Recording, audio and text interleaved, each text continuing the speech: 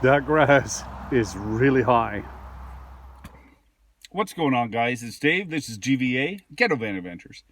I hope you're doing good. Been an interesting couple of days. So, you saw a couple of videos there. Got the Mustang out the road today. I'm trying to get it going. It just, the old gas reeks, and it feels down on power for a Mustang. So, I don't know. Race day is coming up quick. Anyway, so yesterday I was out trying to make some money. Like I say, I'm trying to get the car to race and trying to get money to get gas for the van to travel and everything else. You know, it's expensive living. You know that. So I came back. Let's just say the belt was on the machine and came off the machine. Thank goodness I got two belts. Put it on. I'm going to show this little sneaky little thing that eats a belt on those decks. But anyway, I like cutting on the shoulder of my road, right in front of my house. I cut all the way down and all the way back because I like it. Looks nice when you're driving, right? So I cut blowing grass into the ditch, but still grass comes out from under the deck and everything else. So I'm cutting away and I just about finish up, and Dave, my next door neighbor, Dave, walks out, and he comes out and he friggin' did this pork, and he was smoked it for 6 friggin' hours, and he makes his own barbecue sauce. So he gave me a bowl full of pork and the barbecue sauce, and I'm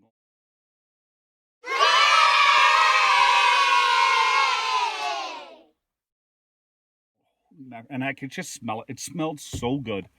Dave's an awesome. Oh my goodness, some of the stuff he has given me, like he gives me a plate of stuff every so often when he sees me, and that's delicious. Anyway, so I'm talking to him. He gives me stuff. I'm talking to him, and this guy comes flying down the road. All of a sudden, the vehicle stops. He jumps out of the back and he's yelling and talking away to me and everything else. And it got to a point where it started to annoy me, and I started to bark back, and then it bark between the two of us. And then I end up getting off the machine, and we exchanged a few more words. He left. That was it. So I sat back down the machine. I looked at Dave, and Dave goes, "Wow." And I said, "Yeah." I said, "I think he was in a bad mood." And we just laughed. Like, you know, everybody gets in a bad mood. Let's face it. Come on. Everybody gets in a bad mood. And it wasn't like he ran after me with an axe or something like that. You know, he barked at me a little bit about the grass on the road, and I took it for a bit, and then I barked back, and that was it. So, and Dave and I just chalked it up to him having a bad day. Nothing more. You know, like I say, everybody has a bad day. So, hold on a sec. After that, it was getting kind of dark. I went back to my van, and I jumped in the back, was watching some YouTube videos, eating that bowl of pork that Dave gave me. Ooh, so good. So this morning I woke up, and I said, okay, I'm going to figure out what to do today. Made my coffee, walk down from my van, walk around the house, down to the pond, and I'm looking at some frogs and that sort of stuff. And I walk back, I came around the corner, I see like a vehicle parked up by where the van is here, and somebody walking towards it. So I called out hello, because, you know, I didn't know if they knocked on the door. Wouldn't you know it, it's that guy again. So I know what you're thinking. You're thinking, uh-oh, here we go. And to be honest with you, that's what I thought too. He said, before anything, I want to apologize. And he said, you know, I guess he had some stuff going on in his life, and bad mood, whatever. And he apologized. He actually came back the next day and apologized. And not only that, he said, I left a 6-pack of beer for you at your door. Like, I'm going, I said, buddy, I said, listen, I said, you don't need to, I said, take the beer back. And he goes, no, I'd feel better if you took the beer. And I went, okay, fine. And, you know, I said, don't worry about it. I said, next door and we just attributed to you having a bad day. And I said, when you left, I said, we kind of had a little chuckle and said, you know, he's having a bad day. And he apologized. He actually looked like he was upset with himself. I shook his hand. We shook hands, and he jumped in his car and he left.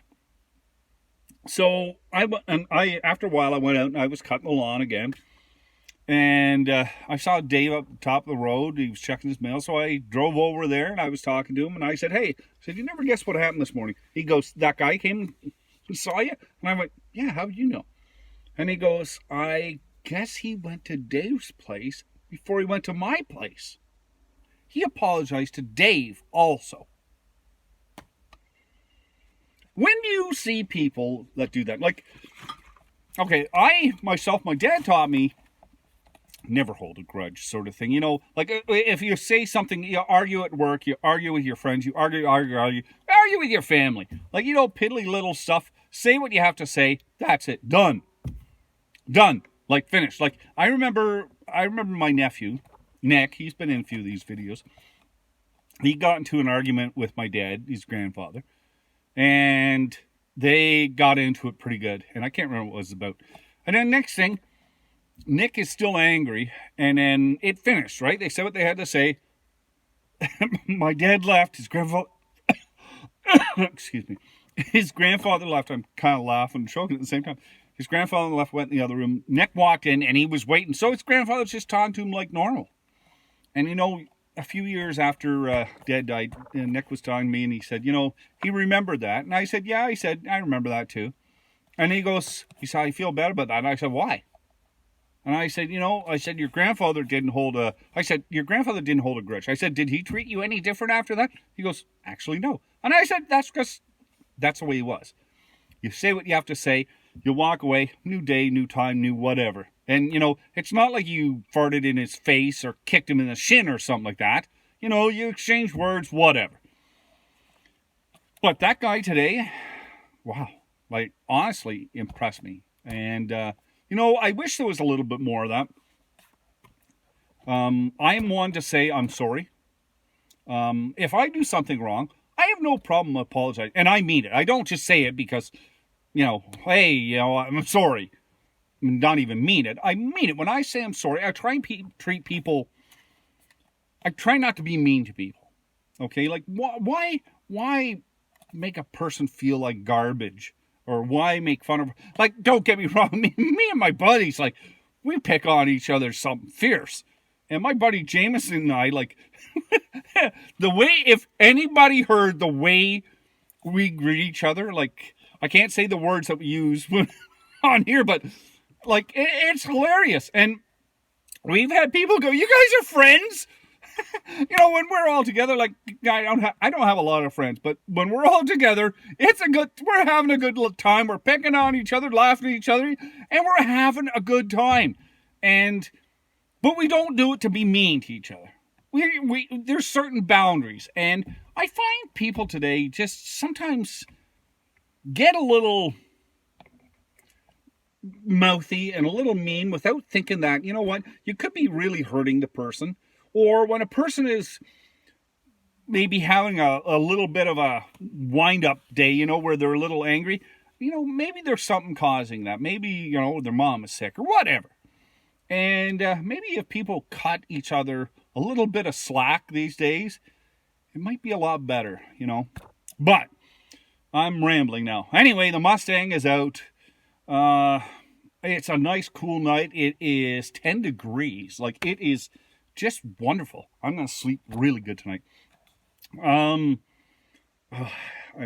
can't wait to see if I can race that Mustang. I don't know if I can or not, but I'm really interested to see if I can. Anyway, I hope you guys take care. Please be safe on the road.